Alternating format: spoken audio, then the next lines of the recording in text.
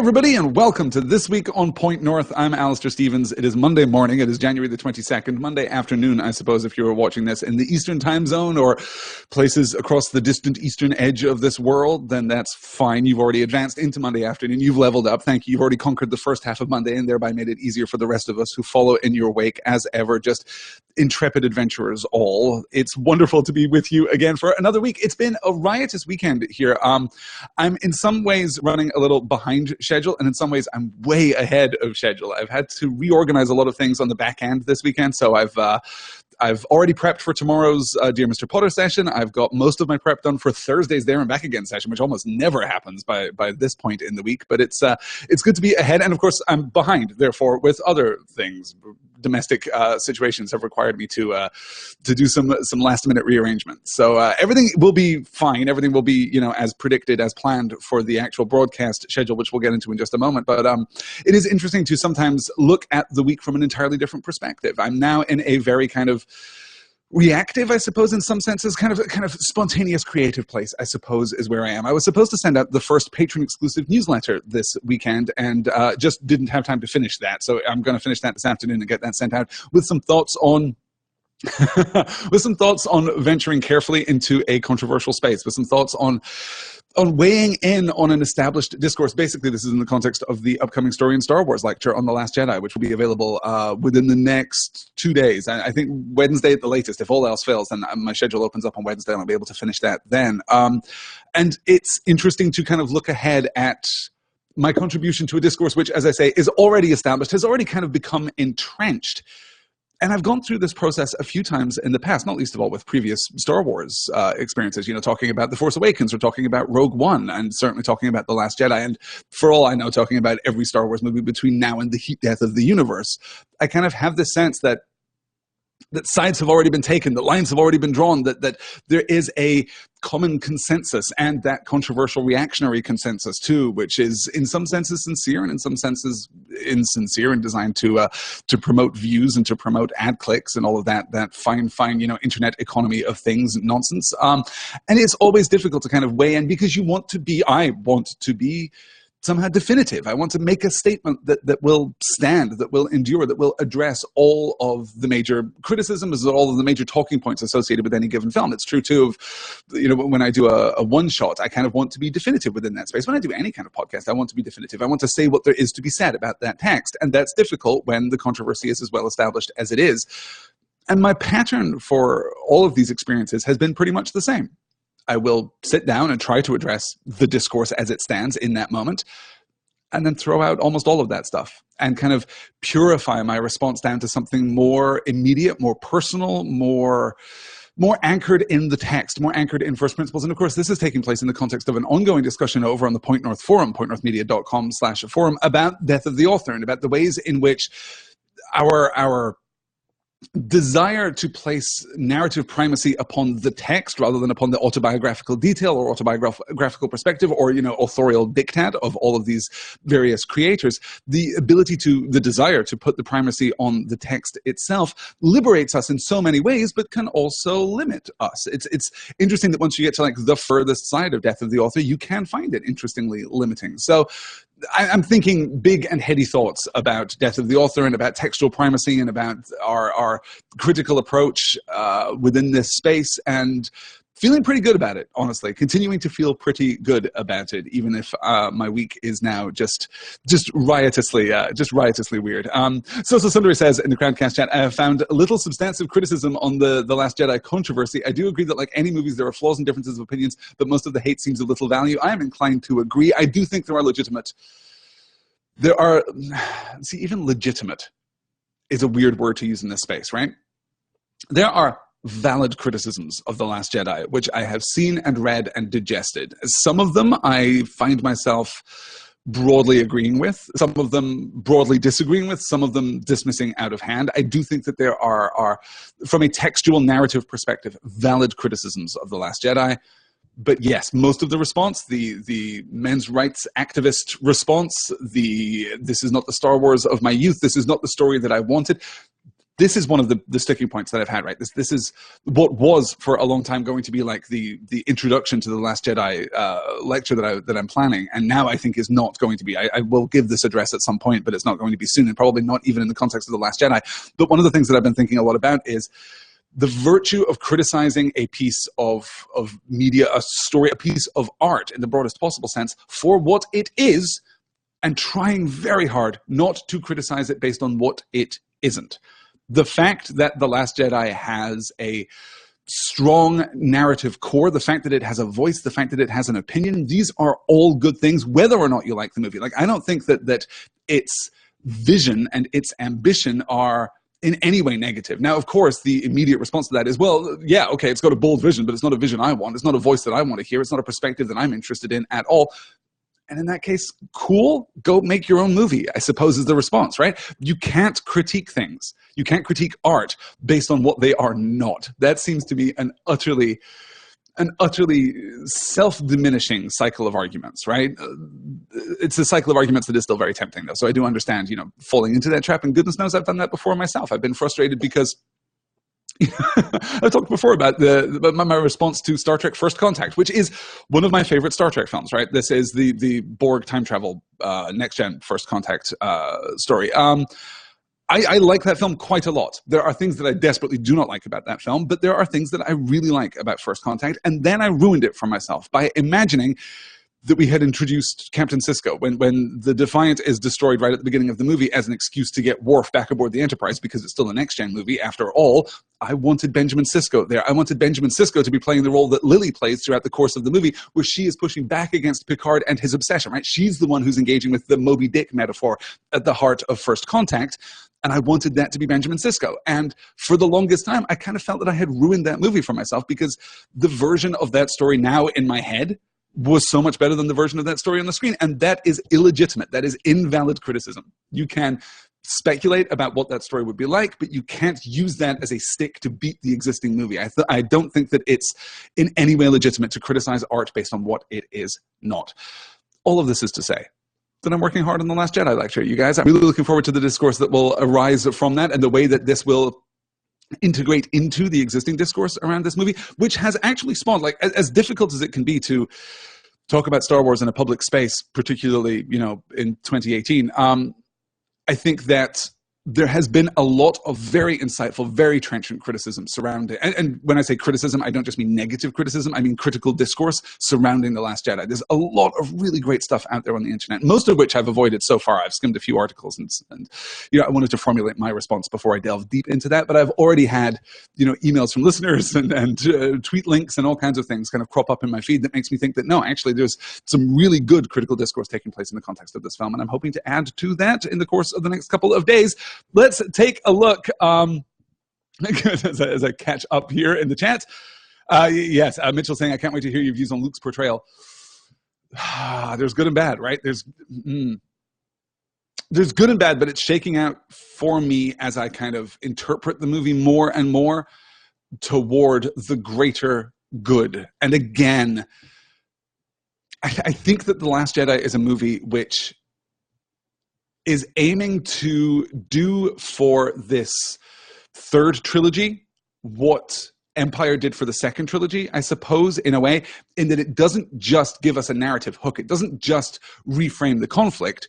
It also fundamentally changes our understanding of what this story is about, actually, right? Like, at its heart, what is this story about? And there's a strong argument that particularly that midpoint turn in Empire changes our understanding of the original trilogy of Star Wars, in that it refocuses the conflict from the Republic and the Empire, from the Rebels and the Empire, to light and dark, to Luke and his dad, to Luke and the Emperor, I suppose. There's minor spoilers, I suppose, for Luke and his dad. Here in the year of our Lord 2018, I could just spoil casually one of the turns of The Empire Strikes Back.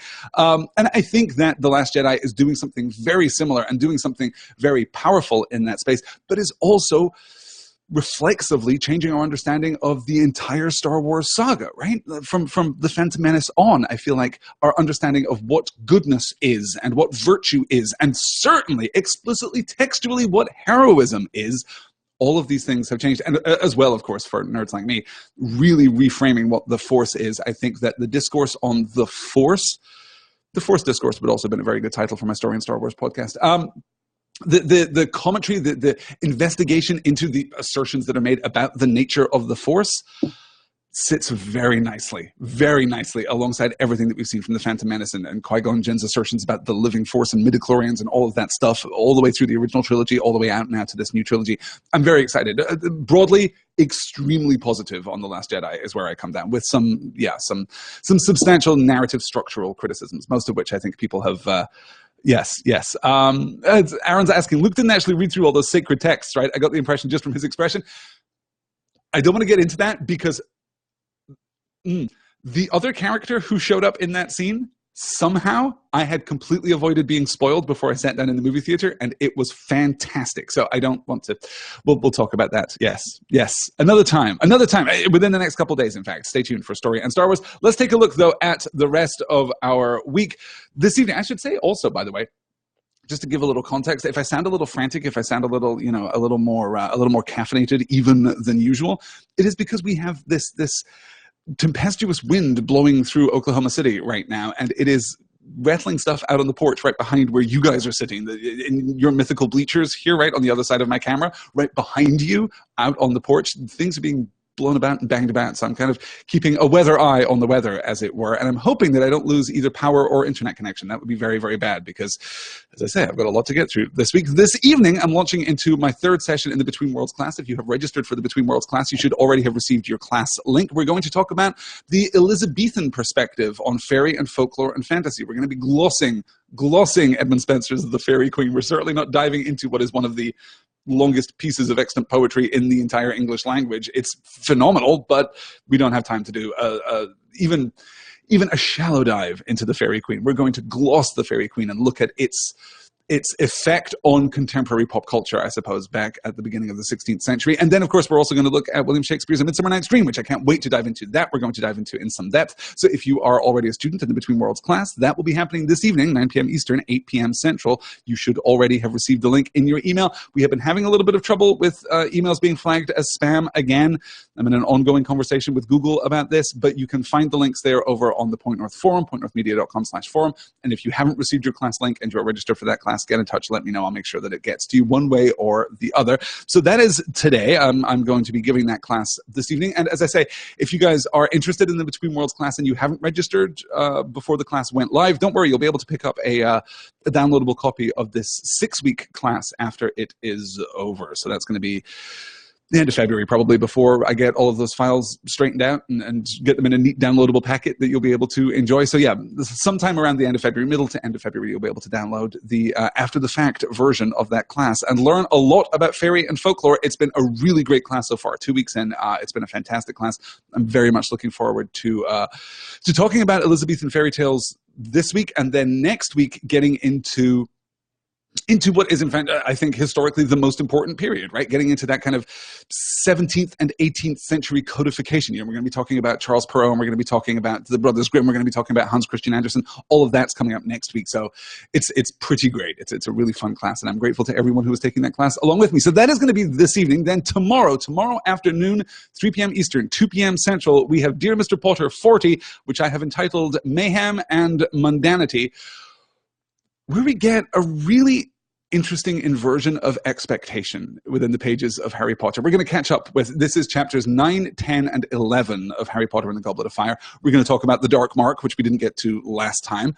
And then we're going to talk about the beginning of the school year, technically, right? That's going to be the primary focus of the plot, is Harry finishing up the summer holidays and going off to Hogwarts, going on the Hogwarts Express, all of the usual things that we do at the beginning of every Harry Potter novel. But in this circumstance, it is going to be rendered in the most mundane and non-magical of terms. A lot of the wonder of Hogwarts has now been drained out, partly by the oppressive presence of the Death Eaters in the Dark Mark, of course, but also just because Harry is getting older. This is his 4th year at Hogwarts, and familiarity has bred a certain amount of contempt for young Harry. So I'm looking forward to discussing that. Of course, this is within the context of the ongoing inversion of our relationship with the Wizarding world and the mundane Muggle world in the context of Harry Potter. Can't wait to talk about all of that on Thursday.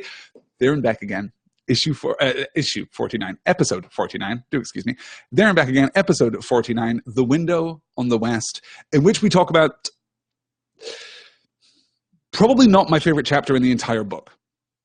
but probably my favorite chapter in The Two Towers. Almost certainly, I think, my favorite chapter in The Two Towers. The Window on the West is a knockout chapter. We're going to spend a lot of time with Faramir. We're going to spend a lot of time thinking about the deepest thematic underpinnings of The Lord of the Rings, basically. Like, this is our best opportunity to date to talk about virtue, villainy, temptation, heroism, loyalty, fealty, the influence of the ring, the influence of the light, the window on the west, right? What goodness is, and the diminishment of that virtue over the many, many millennia that have already passed here in the context of Middle-earth.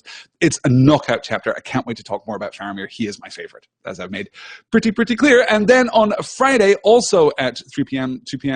Eastern, 2 p.m. Central, we're going to have the second session in our Wrinkle in Time book club, which I can't wait for. I ran over time last week talking about A Wrinkle in Time, and it's only going to get more intense. It's only going to get more urgent as we move forward. So for all that these are extremely short readings, it's chapters 4, 5, and 6 of A Wrinkle in Time this week, which will bring us up to the half point, but this is a short book.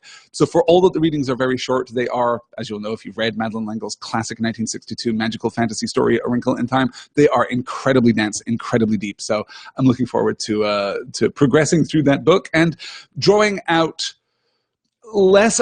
In the first session, we talked a lot about the context for the book and the ways in which the book itself is progressive, the ways in which the book itself is unexpected. We're going to do much less of that in the second week. We're going to look at the shape of the story, and we're going to get into some of the metaphysics which underpin our understanding of A Wrinkle in Time. Okay, let me take a quick look. That's actually going to do it for this week. Also, Story and Star Wars on Wednesday at the latest, as I say. But that's going to do it for this session. Let me catch up with the chat here. Oh, Ethan's saying, I'm so far behind in tab again. Say hi to Faramir for me. Will do, Ethan. We will definitely, yes, we will definitely pass that on. Valerie's saying, I'm back in August for there. Back in last August? Gosh, where were we last August? Middle of fellowship, I suppose, maybe? Just beginning fellowship? Had we? Yeah, I suppose we must have been. Wow, it's been a long journey already. As I say, this is episode 49 this week. It would have been lovely if it had lined up such that episode 50 had been The Window in the West and Faramir, and it could have been this special explosive celebration. But yeah, it hasn't quite worked out that way. Dear Mr. Potter is going to be fantastic too this weekend, so I'm really looking forward to that. Shane is saying, I wish I could have registered as the class grade. Oh, this is for Between Worlds. I have choir practice Monday night now. You know, Monday nights are... Scheduling a live class is always so hard, right? Because Monday nights are, as I've proven over the last, I think, 7 years of giving live classes on the internet, Monday nights are the most consistent night that people are able to make it, but still a lot of people can't make it. And the problem with scheduling a live class of any kind is just... we all have such busy lives. We all have such busy schedules, which is why I try and make the downloadable packets for the live classes as engaging as they can possibly be. That's particularly true for the one-shots, I think. But if you head on over to pointnorthmedia.com right now and click the classes button, you'll find my analysis of romance fiction and fantasy fiction and mystery fiction, which was a particularly interesting class. I've also got the critical reading class. There was a 4-week critical reading class that I gave, which I really, really love. That's like an intro to the kind of critical discourse that we engage with here at Point North Media. The downloadable version of that is available now, as is the downloadable version of my one-shot class, Watching Our Stories, The History of Television, which was really, really interesting. I know a lot of people who are here in the Crowdcast chat right now made it to that class. That was really fun. So you can head on over and pick up the downloadable versions. In the downloadable versions, you get the video of the lecture itself, like just as you're seeing right now. You get an audio version of the lecture. You get some slides, and you get any attendant notes that I wanted to accompany it. So yeah, that's pretty much where we are right now. And the Between Worlds class, as I say, will be available middle to end of February. I'm having an absolute blast with it. And the response from the students in the class has been really, really good too. As I say, we've covered the oldest kind of introductions to folklore and fairy, and now we've covered the medieval period too. We talked about Sir Orfeo at great length, in great depth last week, which was really fun. And then we kind of glossed Sir Gawain and the Green Knight because I didn't have time to get too deep into it, but that was really good. This week, Shakespeare and Spenser. Next week, Perrault and Grimm and Hans Christian Andersen. We're looking at The Princess and the Goblin by George MacDonald. We're looking at the foundations of actual modern fantasy, right? The time at which fantasy novels emerge from the mists of folklore and fairy and kind of are codified in that pre-Tolkienian period. And then in the last session, we're looking at the evolution of fairy in the 20th century. So we're going to look at a couple of Disney movies. We're looking at Snow White and the Seven Dwarfs from 1937, and we're going to look at The Little Mermaid, which is really interesting because that's the first fairy tale that Disney engaged with after a hiatus of 25, 30 years. It was a long, long period during which Disney was just not telling fairy tale stories. You know, the thing for which Disney was most renowned at that point, they just weren't telling fairy tales. So they go back to fairy tales in the modern era and kick off the Disney Renaissance that is still continuing to this day. And we're going to look at the book, Neil Gaiman's novel, Coraline, in the context of the shift from outright fantasy, this fusion genre of old-style fairy story with modern fantasy that gives us this magical realist novel. I'm really looking forward to talking about all of those. So there's a lot to look forward to if you have already registered. If you haven't already registered, then that class will be available for download at the end of February. That, I think, guys, is going to do it. I need to go and make sure that this terrible wind hasn't, blown anything away and that all is still well. I will see you all in the course of the week tonight for Between Worlds. That's at 9 p.m. Eastern, 8 p.m. Central. Tomorrow, for Dear Mr. Potter, looking at chapters 9, 10, and 11. That is going to be at 3 p.m. Eastern, 2 p.m. Central. On Thursday, 3 p.m. Eastern, 2 p.m. Central, for There and Back Again, chapter 5 of book 4 of The Two Towers, The Window in the West. And then on Friday, 3 p.m. Eastern, 2 p.m. Central, for chapters 4, 5, and 6 of Madeline Langell's A Wrinkle in Time. I will also say that next week, a week on Wednesday, what is that, the 31st? Let me double check that date. Yes, on the 31st, I'm giving my first one-shot lecture for 2018. A one-shot lecture recommended by the wonderful Aaron, who is here in the chat with us. So Sundare here in the chat wanted me to watch and talk about My Neighbor Totoro, which I'm so excited to do. I love Studio Ghibli in general, but Totoro is a standout. So I'm really looking forward to talking about that. That is going to be next Wednesday, the 31st. And I'm looking to schedule all of the one-shots for 2018, like within the next couple of weeks, really, so that we can have a reading list. What I'd like is an interactive reading list over on the Point North website that you can check out. All of that is to say, too, of course, that you should check out the Point North forum, which you can find at pointnorthmedia.com/forum, or visit pointnorthmedia.com and click the forum button in the top right. It's great and is a buzz, and I'm going to go and catch up with all the discussions over there the minute that I'm done with this live session, in fact. Guys, thank you so much for joining me here for the beginning of the week. Thank you so much for your support and your enthusiasm and your insight and your brilliance. I will talk to you all over the course of this next week. If you have any thoughts, any comments, you can email me directly, pointnorthmedia@gmail.com. I'm doing better at managing my horrifying email inbox right now. Or you can find me on Twitter at Point North Media, or, of course, over on the forum. You can DM me over on the forum. I didn't really set that up with the intent that that would become a really useful way of interacting with you all, but there it is. It's actually pretty great. So you can DM me over on the forum. That's pointnorthmedia.com/forum. I will talk to you all this week. Have a great week. Take care all. Stay warm and just, be out there in the world. Just do good. Do good as you always do. And I will talk to you all again very soon. Take care. Bye.